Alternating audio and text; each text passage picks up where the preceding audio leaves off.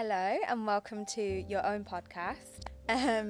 So today we're going to be talking about you and the company, how it started, and so I just want to start by introducing yourself and what you do. My name's Ajinder Baines. I'm the director of the Eco, and we do eco funding, two areas to the business. It's eco funding and also solar. Okay, lovely. And when did it start? It started in 2015. Okay, so in this podcast we're mainly going to be focusing on the eco side of the business. So briefly, if you could explain the different types of eco funding we have and what the qualifications are. Okay, on the eco side, it's a whole house approach that we do on a property. So like I said earlier on, we have to bring it down by two bands, from a E-rated property down to up to a C. And that could involve doing solar on a property, doing external wall installation on a property, internal wall installation, floor installation, loft installation, or possibly boilers. Okay, and what's the name of that scheme? It's Eco4. Eco4, okay. And we also have GBIS, and that one is on D-rated properties. For the D-rated properties, it could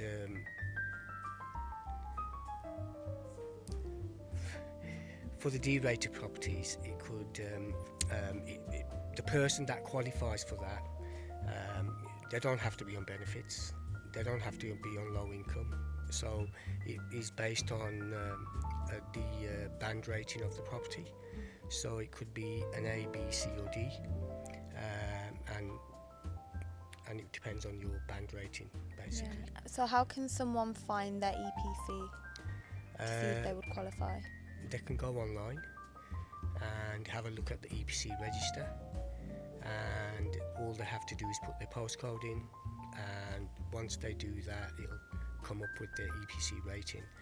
Now it might be a case that they haven't had an EPC done, but it'll show them that on the register. And if they haven't had an EPC done, we can go out and do a survey and see what the EPC rating is. Mm-hmm. Okay, interesting. So how does this help your customers then? Like, what's the purpose in doing it? The purpose in doing it is to help them save money on their bills. It's making their house more efficient by insulating it, so they're using less energy, and the purpose is to try and save them money on their bills. Right, so they're not having to pay for any of it? 99% of the time, no. We have a look at each property on its own merit, and there are so many different variations to a property. So for argument's sake, if we're doing external wall installation and they have to extend their roof line, it's obviously going to cost more money. So the way the process works is, when we do the costing, it's done automatically through like an ABS rate on the property. So it gives us a scoring, and based on that scoring it tells us how much funding we're going to get for that property. So it doesn't work for every property, because we get a certain amount of funding. So your property might be a detached property, there's a lot more walls to cover, but then there's not enough funding to cover all them walls. If it's a mid-terrace property or a terrace property, that might work better. Yeah, so you've got to be quite particular about the properties that can go ahead with it as well. Yeah, there's so many things to look at.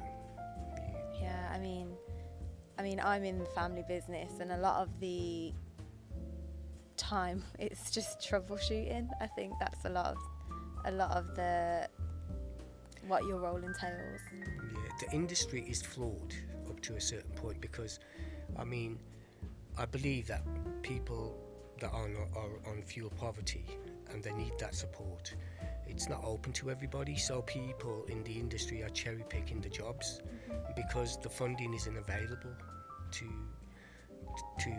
do every job, basically. So I think it needs to be looked at again and re-evaluated on how they need to give funding for these properties. Do you know who it is that decides the funding? Or?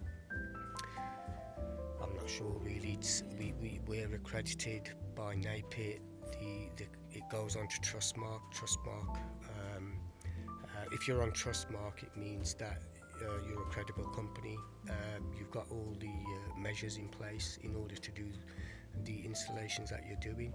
So a lot of people will find your details on Trustmark, and they also audit us as well. So they'll go to jobs, have a look if we've done them properly or not. But I'm not really sure who actually puts it together. But there are organisations that are running the funding. Okay, amazing. So if someone wanted to apply for the funding, what would they need to do? They just go on Trustmark, have a look at the accredited companies, contact one of them companies, and they will kind of guide you through. So the main thing that they'll probably look at is either if you're on benefits or if you're on low income. And if you're on low income, you'll go through what you call LA Flex, and that's done by the councils. And you just have to fill out some paperwork, and based on that paperwork they will do what they call a data match, and when the data match is done, that will tell us whether you qualify or not for the funding. Right. Okay. So that's interesting. So a lot of people wouldn't have heard about eco-funding before, which is really interesting, and I'll touch on that in a bit. At the moment, I want to know more about you and your story and just how you ended up in eco-funding. So I had a business which is a marketing business. Let's go even further back, so like back to childhood. Baby agenda. Yeah. Okay, so I basically left school at an early age, at about the age of 16. I didn't have any qualifications.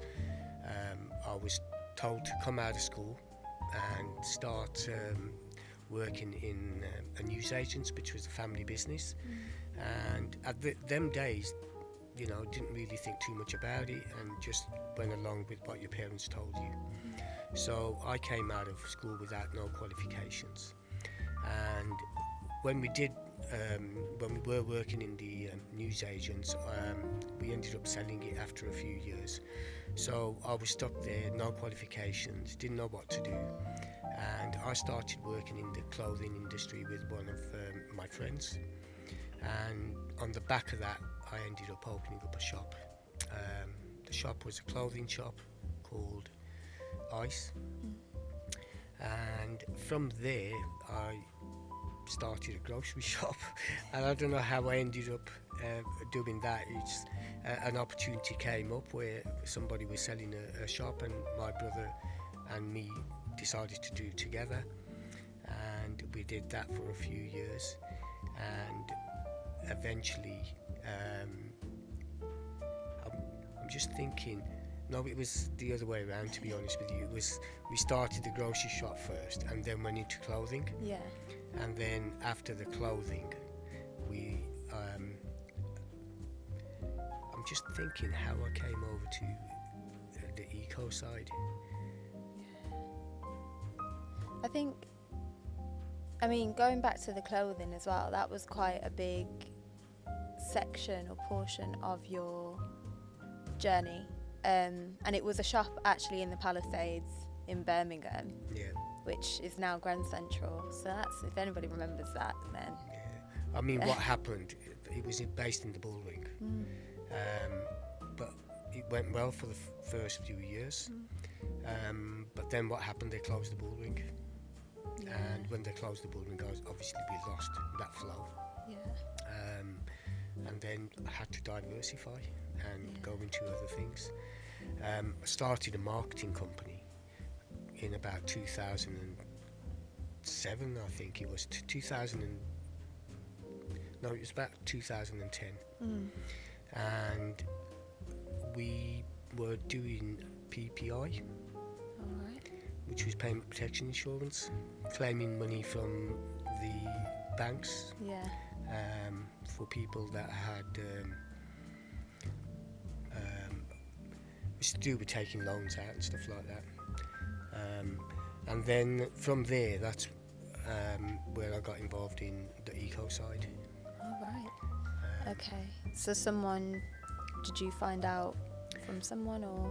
Yeah, so somebody, based on conversations with various people, they told me that there was funding available on the eco side, and I didn't know nothing about it, and we basically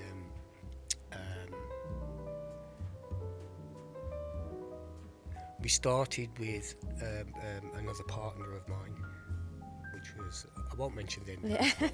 Generally, I Let's started not. with them. Yeah. And then I did it with them for a couple of years, doing, I think, Eco 2. And then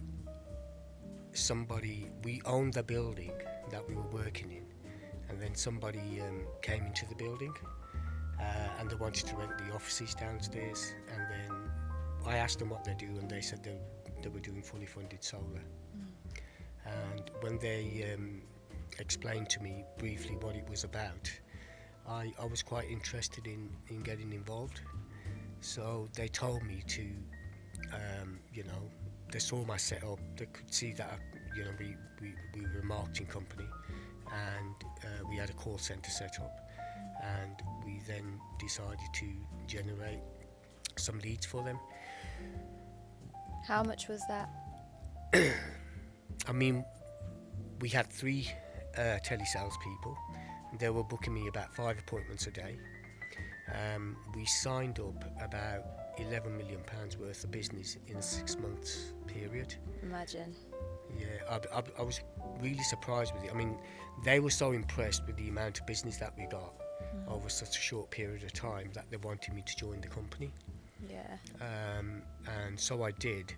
The only issue was is the government used to give funding on the eco side, on the solar side, but they pulled the funding after about 6 months. Yeah.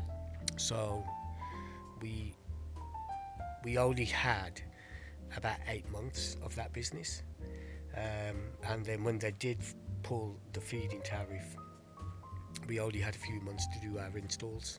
So the amount of business that we had signed, we couldn't do all of it. Yeah, and because they're large projects as well, so that would take some time to just even complete one. Yeah, we managed to do about £2 million worth of installs, because we only had about 3 months to do that. But we actually did sign £11 million worth of business, so we lost about 9 So million. I've got some big shoes to fill then. Could you imagine? But on the back of that, that's when I decided to set up Be Eco. But the issue was there was no funding available then, because the government pulled the feed-in tariff, and it just the model didn't work. So that's why we ended up doing Eco Funding. yeah. Right, so that is the story then. So what kind of values then from your whole journey is it that you want to bring to eco and like be eco essentially? So given your whole journey, what is it that, like, why did you decide to get into eco? Because it's a tough industry, and not a lot of people will stay in the industry based off how tedious it is, because you've got funders to answer to, your designers, your installers. You gotta have some pretty thick skin to work in that industry. So why do you do it? It is a very tough industry. The actual process from start to finish is very difficult. Just the paperwork side of the industry is very tough. Never mind just doing the installations. There's so many things that can go wrong, and I think the installers are so vulnerable, because they don't get paid until the whole job's done. Even when the job's done and we're submitting the jobs to the funders, there's always something missing, and so we're going back and forth, for a number of weeks before we even get to submit before they accept the jobs. And then even after that, they don't pay you for 2 months. So your cash flow is an issue. But what I do like about the whole process is when I go and see a customer, and you could see the joy in their face when they know they can get this funding and they didn't know it was available, and how you can support some of the people. I used to go out on a lot of surveys in the earlier days. I don't go to them as much now, but I do still like going out to see customers. And I think the process of helping a customer to, get what they want, and the savings that they can get from doing these installations, I find it rewarding, basically. Yeah. And if we do go out and see a customer and do a job, we want to try and do the best for the customer, and that's what I like to put across first, basically. Yeah, just doing it properly, like giving the best quality service to the people that need it, basically. And there are a lot of people that need that support. Nice, because I know this funding weren't around for your parents growing up and stuff, so like going back to that as well. So you're the youngest of how many siblings? There's 5 brothers, 1 sister. So big family. Is that 6 of you? No, 7 of you in total, including you. Yeah. 7 of you in total, and then your family dynamic would have been quite, like your household would have been quite compact. 20 people in a house. You're joking. 3 bedroom. I'd pull my hair out. I love my space. Oh gosh, that's crazy. Yeah, it was humble upbringing, basically. Yeah. But we had good family values, and learnt a lot from our parents based on, their family values, and we carry them through now, in everything we do. Yeah, we can't get more insulation than that. Can you imagine 20 people in a property? Yeah, that's a bit wild. But so now when you're helping these people, because I know I've been door knocking with you on your old street where you grew up, and like what was it like visiting that street and just helping people? Yeah, on that street? I remember going to that street. I mean, it's not something we do all the time, doing door knocking, but I particularly wanted to go on that road because obviously I was born on that road, and we spent more time on that road than practically spent half a day on it, when it should have been only about 30 minutes or so. Yeah. Just memories came back. We actually knocked on the house that we used to live at, and our introduction was, we used to live here, and ended up going into the house, having a look at it, and just talking to the customers. We did manage to get some leads from that road, but it wasn't about the leads that day. It was just about going to the nostalgia. Yeah. Oh, I love that. So then what kind of values do you want to bring to Be Eco? What do you want Be Eco to be about? I want it to have the right I can't think what I was going to say, basically. I had something in my head and it just completely went out. Helping the people that need it? Yeah, definitely helping the people that need it. I mean, when you're working in this industry and you go and visit some of the houses, I want a lot of honesty from all my installers. I have been to a lot of properties that have just thrown things together and it's not done properly, and I've seen some horror stories on the way that they've been done.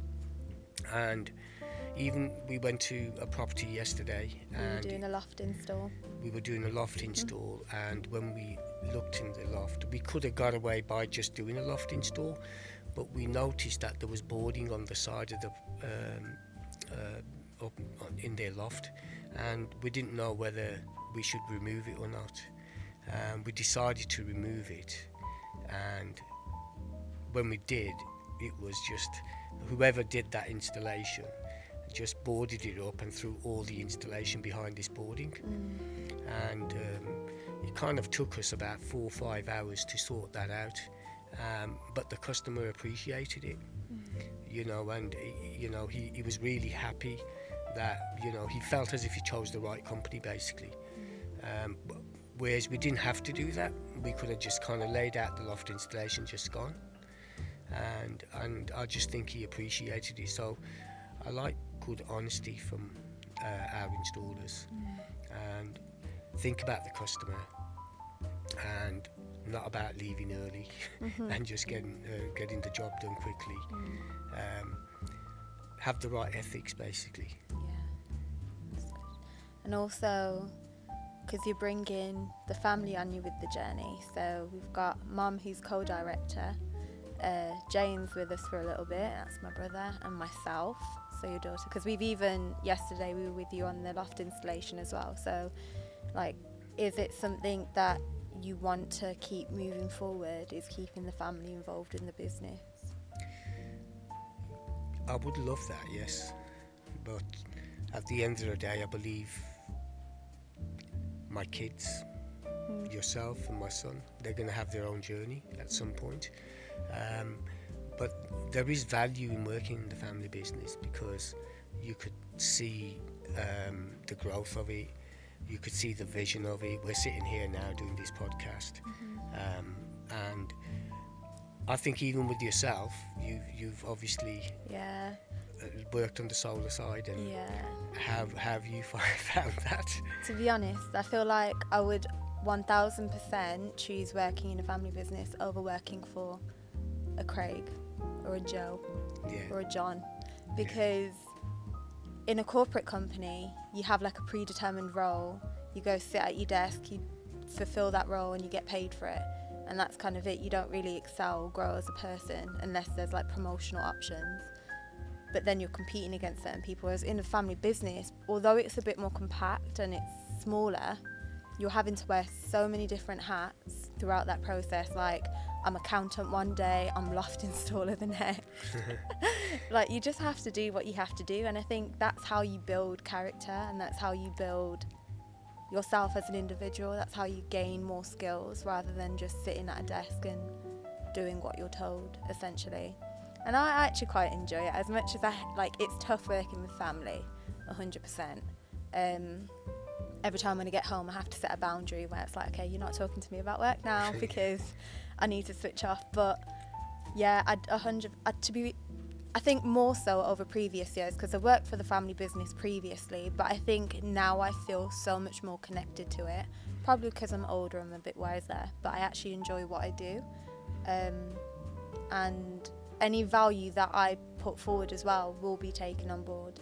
Like, it will be valued, and you can see how your input contributes towards the growth of the business, and I think that's a different level of satisfaction, I think, because I wouldn't do it for the money.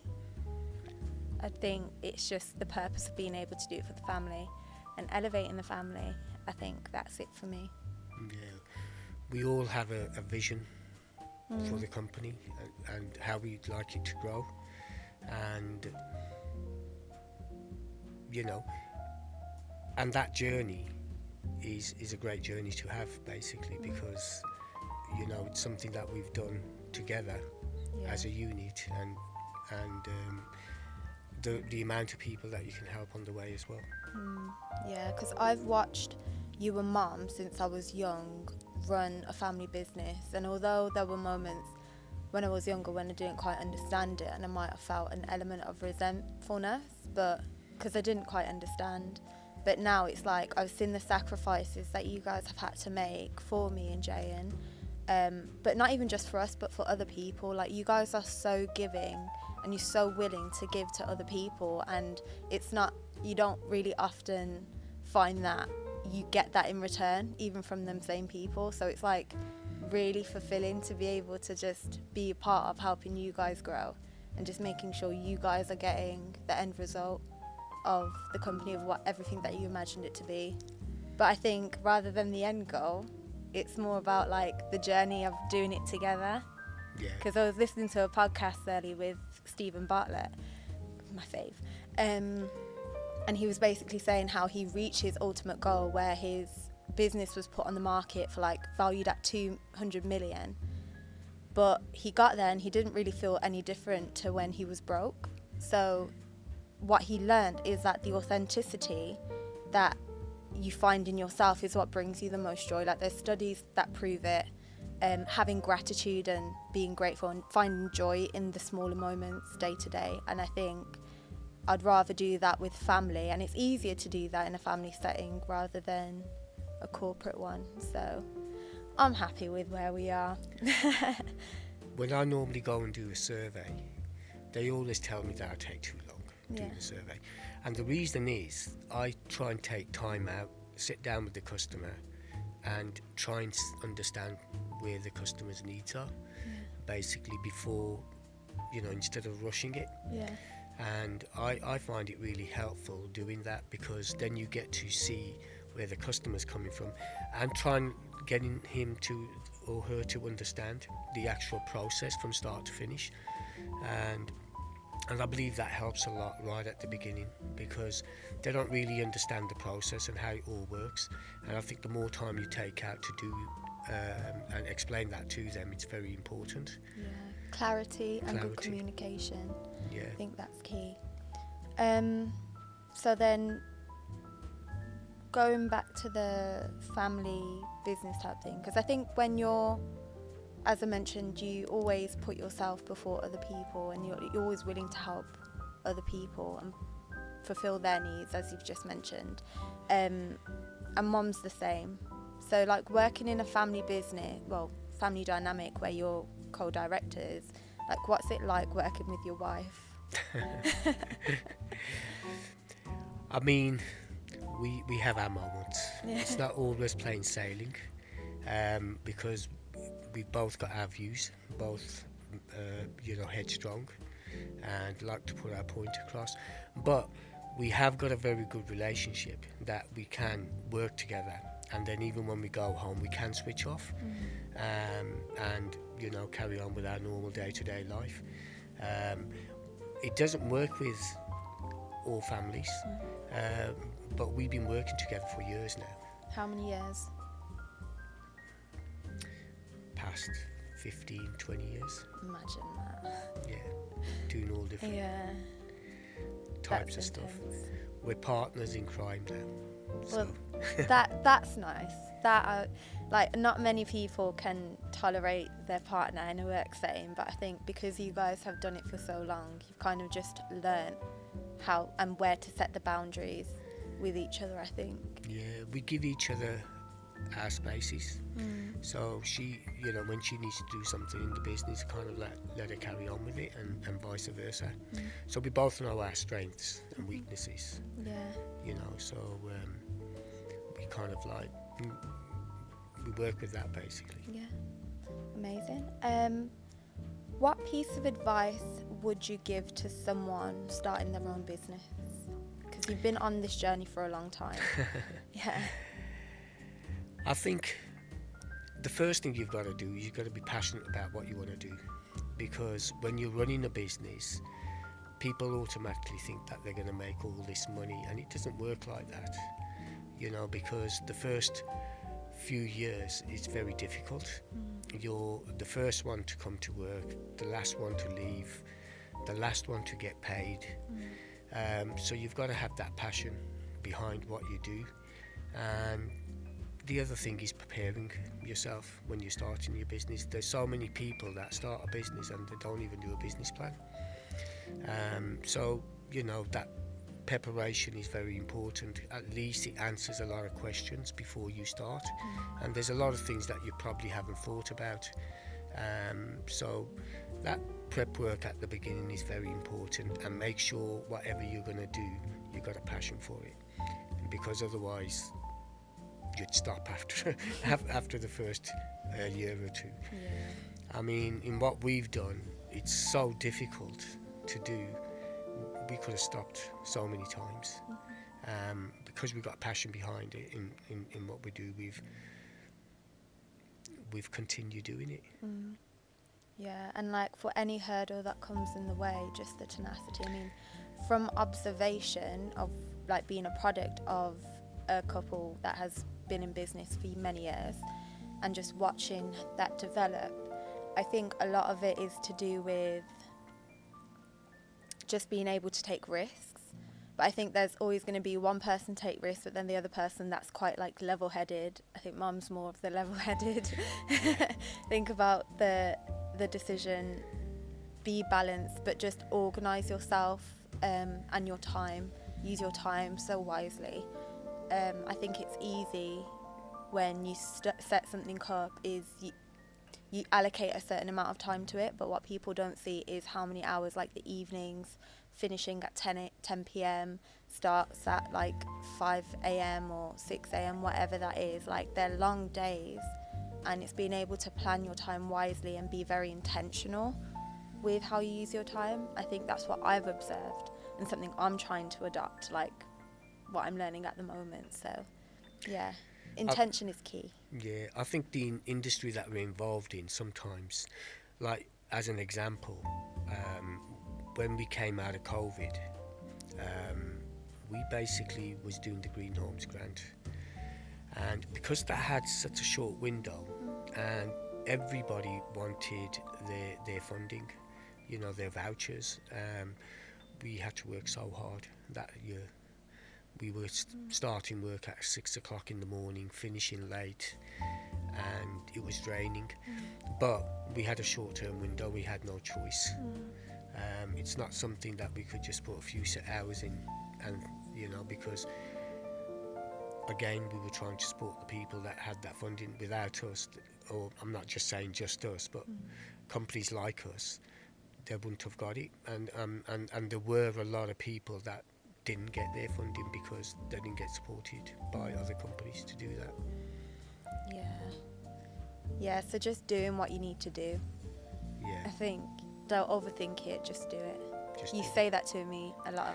You say that to me a lot. Don't overthink it, just do it. Yeah. Nice. Okay, well that concludes all the questions that I had about Mr. B Eco, and I'm excited for this journey, and hopefully it will continue. But yeah, bye for now.